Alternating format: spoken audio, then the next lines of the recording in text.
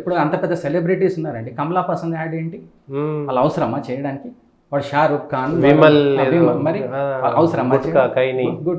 అంటే అది tobacco add కాదు, ఇట్లా కాదండి. That is called surrogate advertising. Surrogate advertising ఏంటంటే నువ్వు చెప్పే ప్రోడక్ట్ ఒకటి యాక్చువల్లీ అందరికీ తెలుసు, బ్యాక్ పేపర్ సోడా అంటాడు. నువ్వు ఆ బ్యాక్ పేపర్, ఎందుకంటే liquor ads are banned, back paper soda అంటాడు. అదేంటి? It's not foolishness. How did they allow it?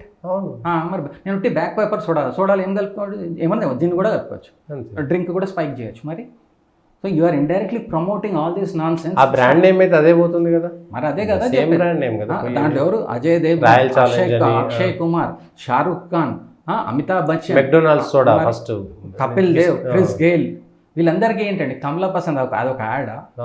మరి ఎందుకు చేయాలి? అవసరం ఏముంది? వాళ్ళు ఏమంటారు? వాళ్ళని మాట్లాడితే మాకేముందండి, పైసలు ఇస్తున్నారు, మేము చేస్తున్నాం. ఏ రెస్పాన్సిబిలిటీ లేదు. అదే కదా రెస్పాన్సిబిలిటీ. సొసైటీలో రావాలంటే మీకు ఇన్ని డబ్బులు ఉన్నాయి, నీకు క్రోర్స్ ఆఫ్ రూపీస్ ఉన్నాయి, మరి అది ఎందుకు చేసుకుంటున్నారు? సమాజం కోసం ఏమైనా చేయండి. మీరు ఏం చేయని అవసరం లేదు, మీరు డబ్బులు కూడా ఏమైనా అవసరం లేదు. ఇటువంటి యాడ్స్ మానేస్తే చాలు. ఒకప్పుడు అమితాబ్ బచ్చన్ గారు ఉన్నారు, పెప్సీ యాడ్స్ అవన్నీ ఎందుకు బ్యాన్ చేశాడు? అందుకే ఆయన ప్యాంక్రియాస్ ఎఫెక్ట్ అయినాయి, దెబ్బకు మానేశాడు. మరి పెప్సీ యాడ్ చేయమనండి, ఎందుకు చేయరు? ఒకప్పుడు మరి వీళ్ళందరూ తెలిసిందే కదా. అందరికి ఇన్ఫర్మేషన్ ఏంటంటే we have to understand the implications. Youngsters మీద ఏం దెబ్బ పడుతుంది, యంగ్స్టర్స్ మీద ఏదైతే దెబ్బ పడుతుందో దాన్ని గురించి చేయాలి. మనం we are not saying ban everything అని అంటాం లేదు. మనం ఏమంటున్నాము? రెస్పాన్సిబిలిటీ ఉండాలి సమాజంలో.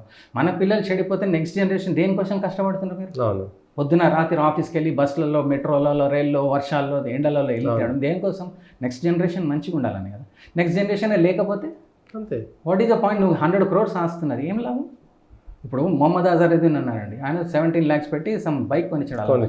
ఆయన రేసింగ్ ఓవరాల్ మీద చచ్చిపోయాడు అబ్బాయి. 17 lakhs పెట్టి అంత యంగ్ బైక్ కొనడం అవసరం ఉందా? End of the day Azharuddin వాళ్ళ ఫ్యామిలీ, అజర్ బాయ్ ఫ్యామిలీ, వాళ్ళ సన్, నో ప్రాబ్లం. అంటే అది చేయడం యంగ్స్టర్ రాంగ్ డైరెక్షన్లో చెప్పినట్టు కదా. పైసలు ఉంది కాబట్టి నువ్వు ఇవ్వడం కాదు కదా. మనీ అంటే రెస్పాన్సిబిలిటీ, పవర్ అంటే రెస్పాన్సిబిలిటీ. అది మనం అర్థం చేసుకోవాలి. నేను వచ్చేస్తా పొలిటికల్ పవర్లో కూర్చుంటా కాదని కాదు. అందుకే అడిక్షన్ నుంచి వీన్ ఆఫ్ చేయాలంటే ఫస్ట్ థింగ్ అడిక్షన్ అర్థం చేసుకోండి. అడిక్షన్ ఏ లెవెల్లో ఉంది, లెవెల్స్ కూడా ఉంటాయి దానికి. ఎక్స్ట్రీమ్ అడిక్ట్ ఉంటే ఏం చేయలేము, దాన్ని సివియర్ ప్రోగ్రామ్లో పెట్టాలి. లేదు ఇప్పుడే ముట్టుకొని బయటపడంటే కొంచెం బాబు జాగ్రత్త, తల్లి జాగ్రత్త, నాన్న అని చెప్పి కొంచెం ఫస్ట్ లెవెల్ నుంచి బయటపడితే చాలా గ్రేట్ అది. అయినా కానీ అప్పుడప్పుడు ఇంట్లో ఫ్యామిలీ డిస్టర్బెన్సెస్ అయినప్పుడు, ఎమోషనలీ డిస్టర్బ్ అయినప్పుడు మళ్ళీ వెళ్ళిపోతారు. రీలాప్స్ అంటాం దాన్ని. ఆ రీలాప్స్ని కూడా ఆపలేము. రీలాప్స్ అయ్యేటప్పుడు చాలా మంది ఏం చెప్తారంటే సైకాట్రిస్ట్, సైకాలజిస్ట్ అంటే ఇట్ ఈస్ దేర్ బ్యాటిల్. ఇప్పుడు ఆ అబ్బాయి అమ్మాయి battle, they have to fight it out. అంతే. ఇంకా నేనేం చేయలేను. మనం తీసుకపోయినాం, రీహాబిలిటేషన్ సెంటర్ ఏమో చూపెట్టినాం, మంచిగా అయ్యాడు, మళ్ళీ వాపస్ వచ్చాడు. ఆయన మళ్ళీ వెళ్ళిపోతున్నాడు అంటే ఇంకా వాడి mind we can't stop it. So that is why ఇవన్నీ ఇష్యూస్ ఏంటంటే మనం అర్థం చేసుకోవాలి. వాడు ఒకడు అడిక్ట్ అయితే వేరే విషయం, వాడి వల్ల ఇంకో నలుగురికి అడిక్ట్ చేపిస్తాడు, వాడు ఇంకో చైన్ లాగా తయారైపోతుంది. ప్లస్ ఫ్యామిలీ మొత్తం, సొసైటీ మొత్తం పోయింది కదా. మరి మా దాంట్లో అంటుకోలేదు అనే దాంట్లో ఉండకూడదు మనం. అందుకే ఇవన్నీ ప్లస్ మనం ఈ చెప్పాను కదా నషాముక్త అభియాన్ 1446 మన తెలంగాణ టోల్ ఫ్రీ నెంబర్ కూడా ఉంది, అవన్నీ కూడా ఇచ్చారు నెంబర్స్. ప్లస్ మీరు ఎవరైనా గాంజా అమ్ముతుంటే, ఇట్లా డ్రగ్స్ ఏదైనా సరఫరా చేసేది ఉంటే దానికి కూడా మీకు టోల్ ఫ్రీ నెంబర్ మీకు పంపించాను, అది కూడా మీరు డిస్ప్లేలో పెట్టండి. పెడితే దానికి 2 lakhs 1 lakh రివార్డ్ ఇస్తున్నారు పోలీస్ వాళ్ళు. You can tell it so and so ప్లేస్లో ఇట్లా జరుగుతుంది. ఇవన్నీ కాకుండా కొన్ని జగదరిగుట్ట అటువంటి ప్లేసెస్లో కూడా ఏమైందంటే ఇంట్లోనే పెంచుతున్నారు గంజాయి మొక్కలు, అవన్నీ కూడా ఐడెంటిఫై చేయాలి. మధ్యన మన దగ్గర కూడా కొత్తగూడెం, భద్రాచలం, అవతల భద్రాచలము హిల్ స్టే ట్రైబల్ తండాస్లో కొంచెం ఎక్కువ జరుగుతుందండి.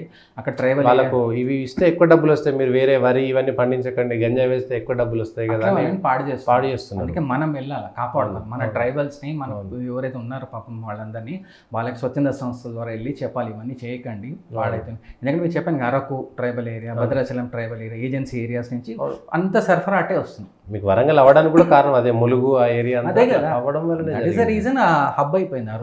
ట్రాన్సిట్ అయిపోయి డౌన్ సౌత్ వెళ్ళిపోతున్నారు, అప్ నార్త్ వెళ్ళిపోతున్నారు. ఇవన్నీ కాకుండా తలకన్నా పెంటాడు ఆ జార్ఖండ్ ఒకటి, అది మేజర్ ప్రాబ్లం. ఆ జార్ఖండ్, బీహార్, ఛత్తీస్గఢ్ ఇవన్నీ ఈ స్టేట్స్ ఏంటంటే మనకు అంటుకొని ఉన్నాయని.